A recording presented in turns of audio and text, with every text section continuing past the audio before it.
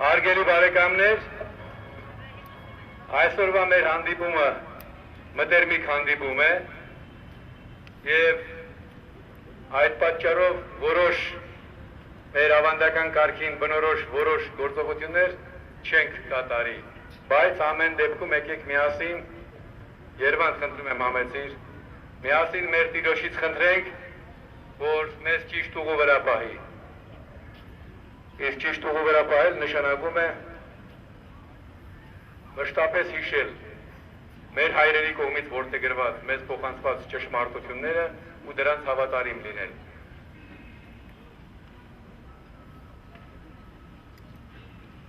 Բոլորս միասին աղոթենք։ Օրհնյալ Տեր մեր Հիսուս Քրիստոս, ամեն։ Հայր մեր, որը լիքինս ես, Սուրբ Եղիչի անուն քո, եկես արքայություն քո, եղեցին կան քո, որպես հերգինս վերգրին, զաց մահանապազոր դուր մեզ այսօր, և թող մեզ պարտիս մեր, որպես եմեք թողունք մերոս պարտաբանած, և մի տանիս մեզի փորձություն, այլ փրգյաս մեզ իչարե, զիք արքայություն և զորություն և փառք հավիտյանես ամեն։ Իմաստություն Հոր Հիսուս, դուր մեզ իմաստություն, զբարիս խորել և խոսել և գործել առաջ քո ամենաժամ, իչար խորոթոց, իբանից և գործոց փրկյաս մեզ, երմյակ հարացոց և մեզ բազմանուացոց։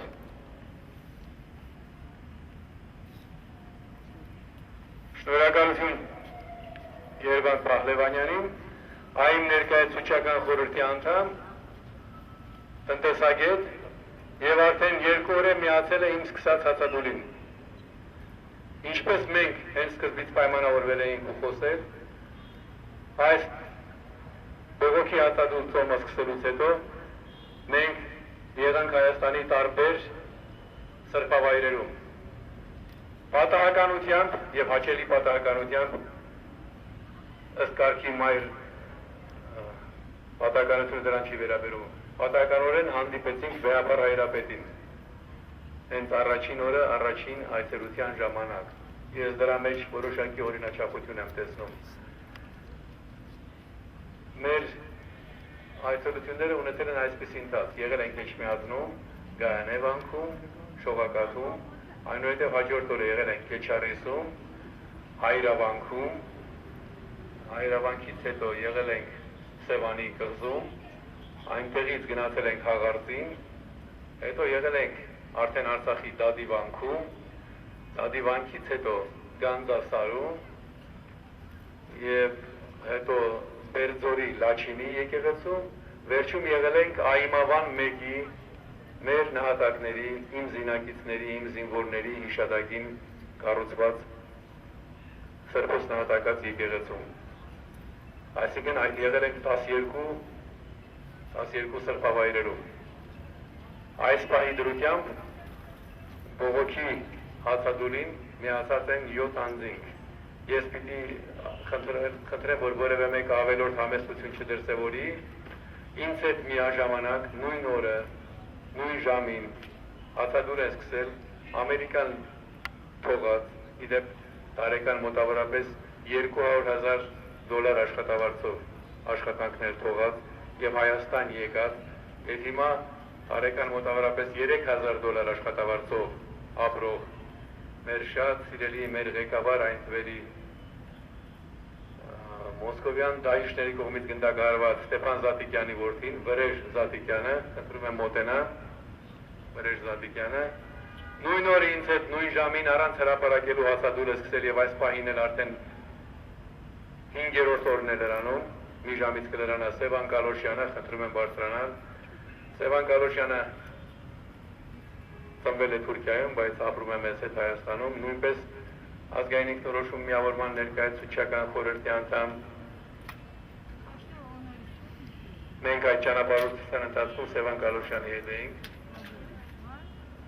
Տարբեր օրեր, 1-2 օր ուշացումով մեզ են միացել Կարինե Ստեփանյանը, ճարտարագետ, ինքնորոշում միավորման ներկայացուցչական խորհրդի անդամ, համեստություն դրսևորել պետք է ներկայանալ, որովհետև բողոքի ցույց ենք անում, բողոքի ցույցի մասնակիցները պիտի Երևան ու ներկայանան։ Հայկը Բաղդասարյան Наоборот, нас давай совет. այս պահին այստեղ չէ, Хватит нам բայց ինքը Երվանդ Պահլևանյան համեցեք А потом кричать, что это եւ Սուսաննա Գրիգորյանը բանասեր Все ваши флаги перебьют. ուրեմն այս պահի դրությամբ կարող եք արձանագրել նրանց, ովքեր որ բողոքի հացադուլ են անում եւ այդ բողոքի հացադուլով հորդորում են մենք չենք պահանջում, մենք հորդորում ենք Սերժ Սարգսյանին ողջախոհություն դրսևորել, հասկանալ, որ աշխարհի ոչ մի երկրում այսքան ձախողումներ ապրած, սեփական ժողովրդին այսքան փորձությունների մեջ ներքաշած պաշտոնյա իշխանության չեր մնա, ինքը կամավոր կհեռանար։ Ուրեմն մեր այդ հորդորը կարող էր նաև պահանջի տեսք ընդունել, պահանջի տեսք ստանալ, եթե մեր այն քաղաքացիները, որոնք ամեն օր դժգոհում են իշխանություններից եւ երազում են նույնիսկ այս իշխանությունների մահվան մասին, ես չեմ ողջունում այդ մոտեցումը, եթե նրանք ոչ միայն իրենց խոհանոցներում բողոքեին, այլ այսօր մեզ հետ ներկա լինեին։ Նրանց ներկայության բացակայությունը մի փոքր բացատրվում է մեր վատ աշխատանքով, լավ չենք իրազեկել, բայց վերջի շրջանում մեր մասնագետներից նաև տեղեկացրին, որ ես ինչի եմ այս պահին իմ ընկերներին խնդրում մնալ արտակին, որովհետև սա արդեն միայն իմ խոսքը չէ։ Ուրեմն, որովհետև տեղեկացրին մեզ, որ այս պահի դրությամբ որոշ մարդիկ ներշնչված են այն վախի մթնոլորտով, որ Հայրիկյանի վրա որ կրակել են, կարող եք նորից կրակեն ու ձեզ էլ կպնի, մեզ էլ կպնի, արեք Հայրիկյանից հեռու մնանք։ Սա վերջին գործոնն է։ Բայց հիմնական մասը այսպես է մտածում։ Հայրիկյանն ու իր ընկերները ինչպես մինչև 91 թվականի հանրակրվեն իրենց անելիքը կանեն, պահը կհասնի քվեարկության, կգնանք քվեարկենք։ Բայց ուզում եմ ձեր միջոցով նաև լրատվամիջոցներով փոխանցել, որ այս հայրենիքը մերը չէ միայն, բոլորինս է։ Ես շնորհակալություն եմ հայտնում ձեզ ինձ աջակցելու համար։ Աստված բոլորիս պահապան, ձեզ ուժ ու կարողություն։ Մենք այսօր արդեն միասին որոշեցինք, թե ինչ ընթացքով է ընթանալու մեր բողոքի հացադուլը, որը ուղեկցվեց ծոմապահությամբ։ Ըստ կարգի այսօր երեկոյան պետք է երեկոյան ժամերկությունից հետո մենք դադարեցնենք, որովհետև հայկական ավանդությամբ, իսկ հայկական ավանդույթը սրբագրված մեր նախների կողմից ինձ համար անբեկանելի է, վաղը պահքի օր չէ, բայց քանի որ մենք ոչ միայն ծոմ ենք պահում, այլ նաև բողոքի հացադուլ ենք անում, մեզնից որևէ մեկը դեռ տրամադրված չի այսօր ընդհատել։ Իսկ ընդհանրապես սա բողոքի ցույց էր, բողոքի ցույցը միշտ ունենում է սկիզբ եւ ավարտ։ Բոլոր մեր բարեկամները, որ մեզ հորդորում էին ընդհանրապես չանել այս հացադուլը, թող տեսնեն, որ կարելի է հացադուլ անել կանոններով եւ 5-րդ օրը լինել լիարժեք աշխատունակ։ Բոլոր նրանք, ովքեր բողոքում էին, թե ես ինչու կամ իմ ընկերները ինչու մշտապես միտեղ նստած չէինք, օրինակ նախագահի նստավայրի դիմաց, այդ առիթով չկամենալով նվազագույն իսկ ստվեր գցել այլ անցյալում այդ կերպ հացադուլ արած մարդկանց վրա, ուզում եմ ասել, որ ես անբան չեմ, ես պարապ-սարապ մարդ չեմ, որ իմ բողոքը անպայման ուղեկցեմ ծուլությամբ։ Այո, մենք մեր բողոքը անում էինք, բայց կատարում էինք մեր ընթացիկ աշխատանքները, օրինակ Վրեժ Զազիկյանը նոր աշխատանքից վերադարձավ։ Եվ մեր բողոքի հացադուլը ունի հասցեատեր եւ ունի վկա։ Ես հավատում եմ, որ հրեշտակները վերևից հետևում են մեր բողոքի դրսևորմանը եւ նրանց է, որ մենք հաշվետու ենք ամենից առաջ ու մեր խղճին։ Մենք եկեղեցիներում աղոթելիս, մեր վանքերում աղոթելիս, մեր Տիրոջից խնդրում էինք իր իմաստությունը փոխանցել մեզ բոլորիս, բայց առաջին հերթին իշխանավորներին, որովհետև նրանց կեցվածքից ու գործունեությունից շատ բան է կախված մեր ժողովրդի համար։ Կարծում եմ, որ ծոմի ժամանակ եւ այդքան 12 սրբավայրներում հնչած աղոթները ավելի արդյունավետ տեղ կհասնեն։ Այսօր մեկն ինձ առաջարկեց, որ մենք նույնիսկ եթե 10 հոգով հավաքված լինենք, իրար հետ պայմանավորվենք եւ միասին մի այսպիսի աղոթք ասենք. Տեր, խնդրում ենք ճիշտ ճանապարհին դիր մեր իշխանություններին։ Իսկ եթե կարծում ես, որ դա անհույս է, նրանց տար քեզ մոտ։ մեկ է մի օր տանելու ես, շուտ տար, բայց ճիշտը որ ասեմ, ես մտածում եմ, որ դրա մեջ անեծքի տար կա, որտեղ աշխարհիկ պատկերացումներով դեր շուտ տար, այս մարդուն նշանակում է ինչ-որ անեծ, դրա համար ես այդ ընկերս այստեղ է մերժում եմ իր առաջարկը, բայց խնդրել, նաև միասնաբար խնդրել, որ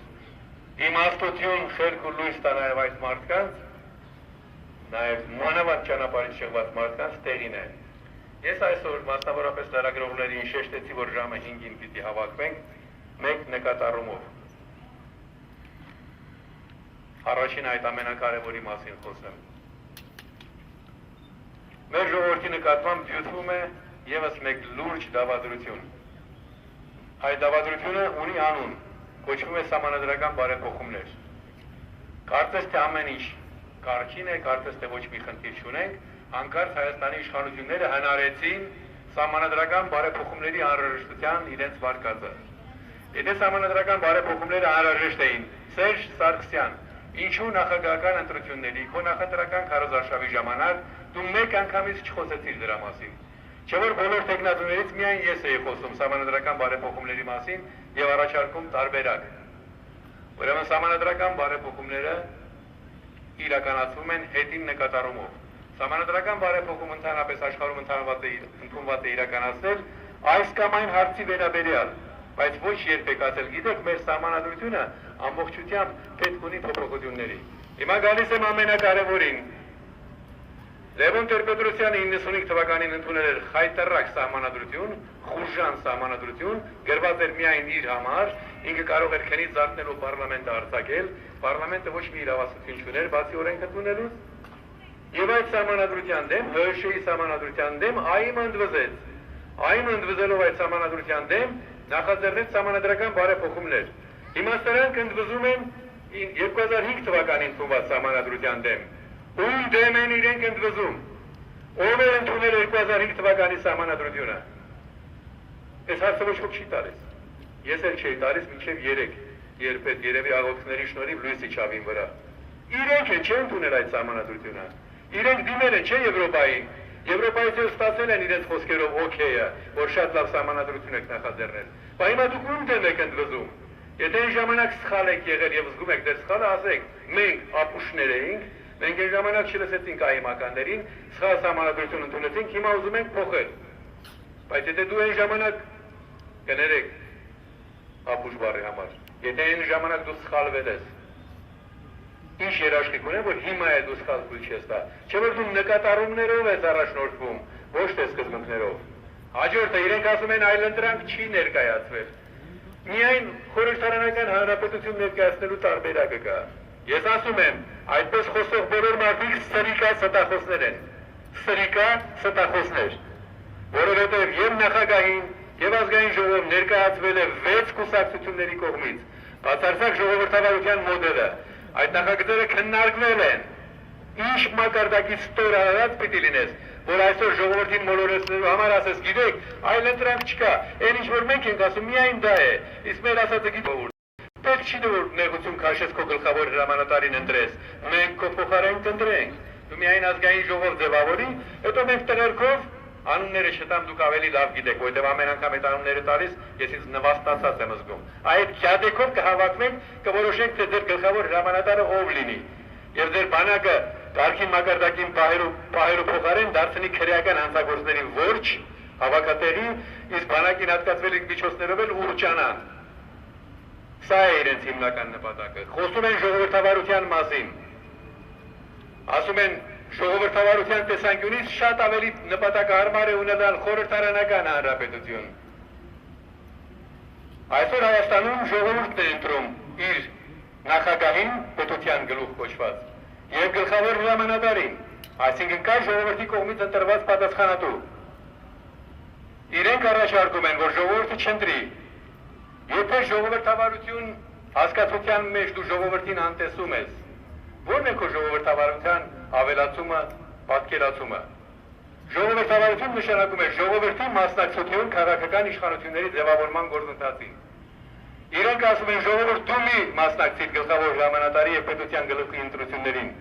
Մի անգամ կմասնակցես ազգային ժողովի ընտրություններին 5000 էինք տալիս, 10000 գտանք, լավ տեղերքով կհավաքվենք այնտեղ, հետո արդեն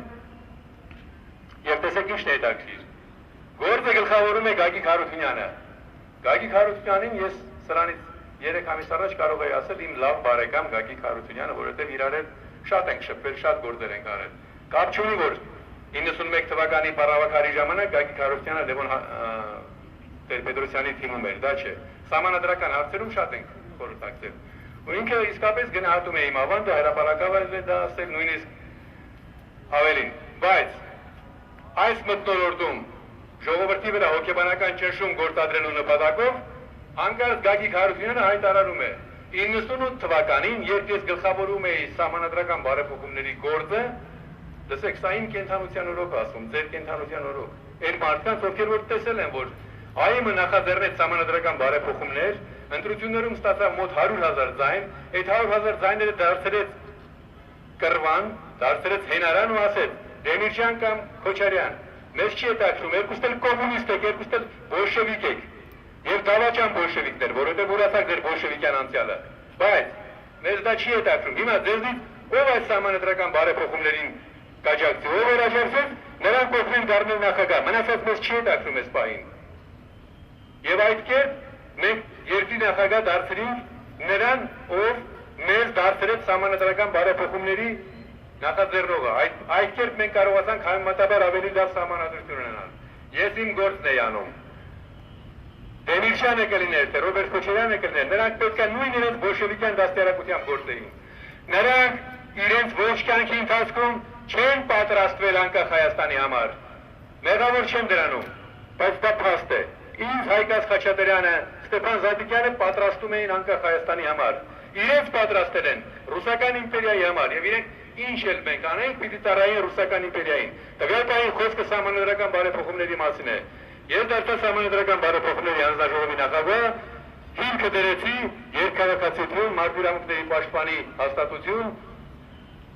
իշխանությունների հավասարակշռում համեմատական առանց որևէ պատճառի պարլամենտը արձակելու իրավունքը նախագահից վերցվեց եւ ինչ որ բան փոխվեց, չնայած հետո Ռոբերտ Քոչարյանը իր բոլշևիկությունն արեց։ Պարլամենտը 4 տարով էր ընտրվում, հիմա ընտրվում է 5 տարով, այսինքն նա երի նվազեցրեց ժողովրդավարությունը։ Եվ հիմա այս պայմաններում եւ այդքան ակնհայտ պատմական իրողություններ կան, ընդամենը 15 տարի անցել, հանկարծ մեր սահմանադրական դատարանի նախագահը վերը կենում ասում է. «Այն ժամանակ ես էի գլխավորում»։ Ախր դու ի պաշտոնե էլ իրավունք ունես, այսօր դու հանցագործություն ես կատարում, որ գլխավորում ես սահմանադրական բարեփոխումների հանձնաժողովի գործը։ Դու սահմանադրական դատարանի նախագահն ես, դու պիտի ենթարկվես այդ օրենքին։ Դու դառնում ես այդ օրենքը պատրաստող մարդկանցից մեկը, չէ՞ որ դու այդ կերպ կարող ես այն օրենքը, գլխավոր հիմնական օրենքը, որով դու պիտի կառավարես, իրականացնես քո լիազորությունները, իրավասությունները։ Դու կարող ես այդտեղ քո անհատական նկատառումները տեղադրել, բայց իրեն է վստահված եւ ինքը համարում է դա կարելի է, դա օրինաչափ է։ Հարցը նույնիսկ այդ չէ, հարցն այն է, որ մենք գործ ունենք լկտի խաբեբաների հետ եւ այդ լկտի խաբեբաները այսօր ուզում են ժողովրդավարության անվան տակ իբրև թե ավելի լավ Հայաստան ստեղծելու նպատակով բարեփոխումներ կատարել։ Ասարակ օրինակ, Թուրքիան ուներ նախագահ, պարլամենտի կողմից ընտրված նախագահ։ Թուրքիան խորհրդարանական այսպես կոչված հանրապետություն էր։ Թուրքերը հայերը միշտ նրանց թերագնահատում են, վատն են խոսում, մոռանալով որ թուրքերի մեջ գենետիկորեն զգալի թվով հայեր կան, մոռանալով որ Թուրքիան նաև Բյուզանդիայի ժառանգությունն է, բայց դա մի կողմ թողնենք։ Թուրքերը որոշեցին, որ ժողովրդավարությունը պահանջում է, որ երկրի նախագահը, պետության գլուխը, գլխավոր հրամանատարը ընտրվի քաղաքացիների կողմից։ Լավ է, մերոնք, այդպես ասեմ,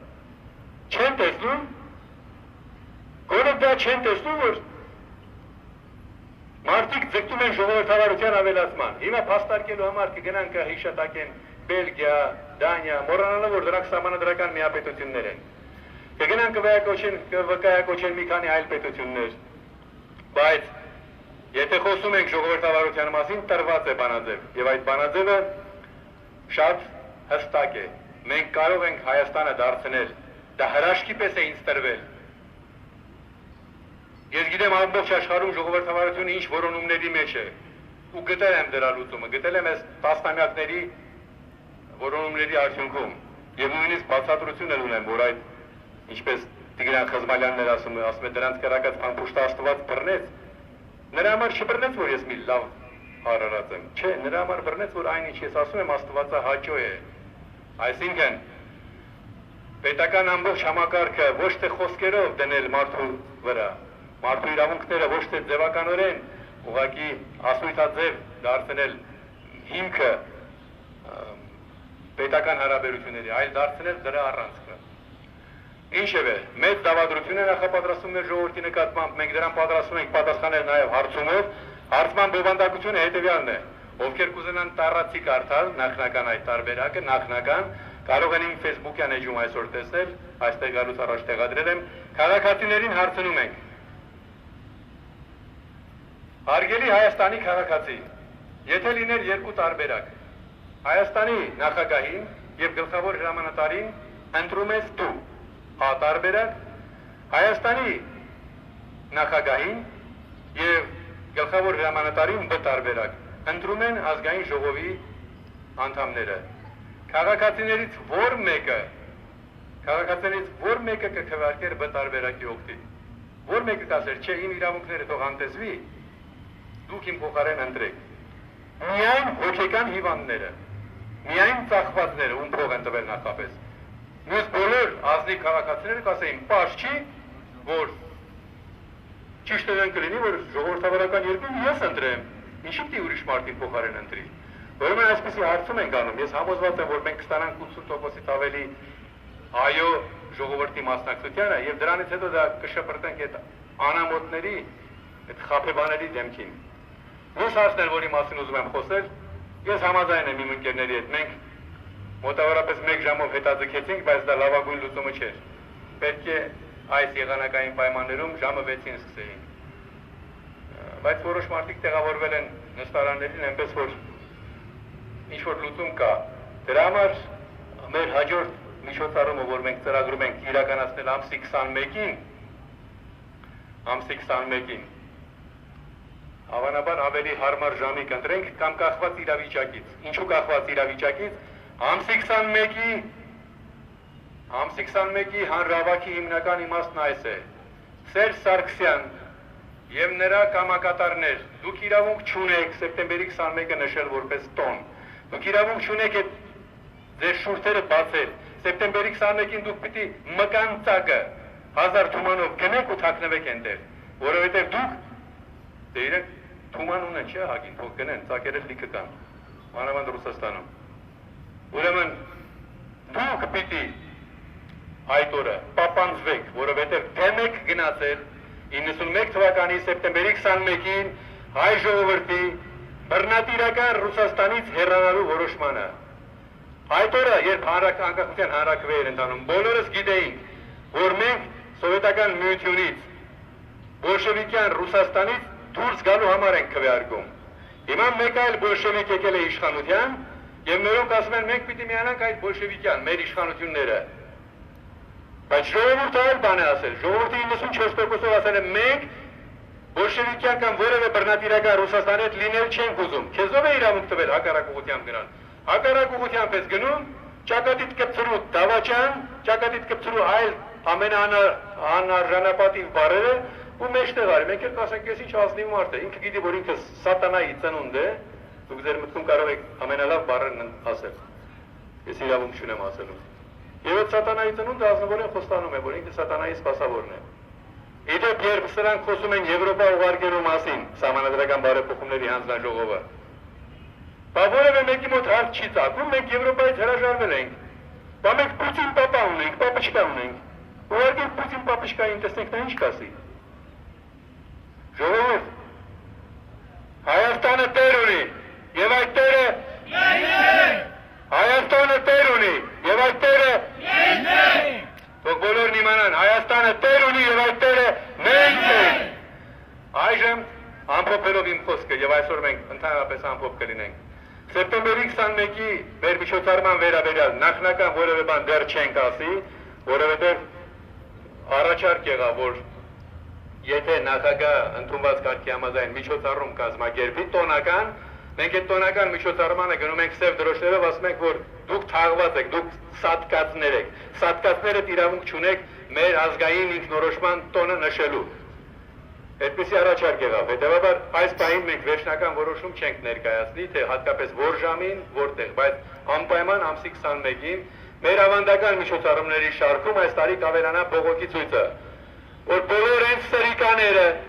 որ դավաճանել են 91 թվականի սեպտեմբերի 21-ի գաղափարներին, նրանք իրավունք չունեն հանդես գալու հայ ժողովրդի անունից, նույնիսկ մեկ հավաքարար ավելով ապահովելու հարցում։ Նրանք ընդհանրապես ձայնազուրկ են, եւ ես չէի ուզենա, որ այն գաղափարը, որ այսօր ինձ տրվեց, որպեսզի մատուցվի, որ Տեր Աստված, եթե սրանց ուղղել չես կարող տար, էլի սրանց տար քո մոտ։ Ես չէի ուզենա, որ դա ոտքը տեղ հասներ։ Իսկ սրանց այդ պահվածքի դեպքում դա շատ հեռու չի, մանավանդ մեր պատմությամբ մենք գիտենք, որ Աստված մեր հանդեպ շատ ուշադիր է, մեր ժողովրդի հանդեպ շատ ուշադիր է։ Բոլոր այն չարագործներում ձեռքերը արյունով են ներկված, նրանք նաև երկրային կյանքում են արժանանում, բայց դրա մասին խոսելը ամենալավ նյութը չի։ Ուրեմն հանդիպելու ենք սեպտեմբերի 21-ին, ինչ վերաբերում է բոլորին հետաքրքրող այն հարցին, թե ես անձամբ ինչպես եմ ծրագրում ավարտել, ես հայտարարել էի հացադուլը, բողոքի հացադուլը, սկսվել է եւ ավարտվելու է հայկական ավանդական կարգով։ Սկսել եմ շաբաթ երեկոյան, այսինքն պահքի առաջին օրվանից, ներողություն, կիրակի երեկոյան, եւ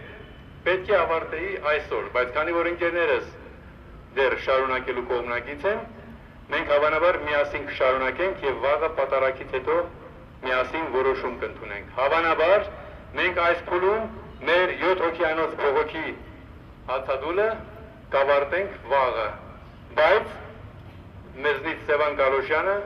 մտածում է, որ իմաստ ունի շարունակել, հետևաբար վերջնական ոչինչ չեմ ասում, ես հայտարարում եմ, որ մեր բողոքի հացադուլը տեղի ունեցած է, իր նպատակին հասել է որպես այդպեսին, հանրությունը տեղեկացել է, որ Հայաստանում կան քաղաքական ուժեր, որ կա քաղաքական ուժ, Երանի երջանիկ կլինեի, եթե ասեի կան քաղաքական ուժեր, կան մյուսները ցավոք սրտի դեռ իրենց չեն դրսևորում, որպես իսկապես ազգային քաղաքական, հայկական քաղաքական ուժեր, ընդամենը որպես քաղաքական բիզնեսի մեջ մտած մարդիկ են, բայց Աստված տա նրանց էլ այդ լույսից հասնի, նրանք էլ իրենց առաքելությունը կատարեն։ Ամեն դեպքում ուզում եմ հիմնականի մասին խոսել։ Մենք սեպտեմբերի 21-ին կհավաքվենք, ինչ վերաբերում է ընթացքում մեր դատարանի քայլերին, դրա մասով հանրությանը կիրազեկենք ասուլիսների միջոցով։ Բայց մի բան պարտավոր եմ ասել։ Երեք շատ խիստ բառերով էի ուզում գնահատական տալ այդ մարդկանց, ովքեր դժգոհ են իշխանություններից եւ գիտեն, որ մեր իրավիճակը փոխելու հիմնական ճանապարհը այս իշխանությունների հրաժարումն էր։ Եվ նրանք այդ մարդկանցից, ովքեր տեղյակ էին, որ ԱԻՄ-ը այդպիսի պահանջով միջոցառում է անում, նրանք կարող են հանգիստ խղճով գրել։ Այս օրերին ես ապրեցի որպես ոչինչ, որովհետև գիտեի, որ իմ ազատության, իմ կյանքի բարելավման համար 5 հոգի դուրս էին եկել փողոց եւ իմ պարտքը չհամարեցի կանգնել նրանց կողքին, ինչպես իմ պապերը չէին կանգնել Լժդեի կողքին, ինչպես իմ պապերը չկանգնեցին Դավիթ բեկի կողքին, այլ գտան սինքլորներ, Մխիթար Սպարապետի գլուխը գտրող սրիկաներ ու միացան նրանց։ Շատ բաներ կա խոսելու, բայց այս ամբիոնը դրա համար չեմ ուզում օգտագործել։ Եվս մեկ անգամ մենք տիեզերքին իրազեկենք, որ Հայաստանը տեր ունի եւ այդ տերը մենք ենք։ Ինքան վստահ չէր։ Հայաստանը տեր ունի եւ այդ տերը մենք ենք։ Հիմա խնդրում եմ ամփոփումից առաջ չզարմանաք, նույնիսկ ընկերներս կարող է զարմանան, սա նախատեսված չէր։ Դու ես Տեր, մեր հույս ապավենը, մեր երկիրը, հավերժ կայան, դու ես Տեր, մեր հույս ապավենը, մենք զինվոր, մենք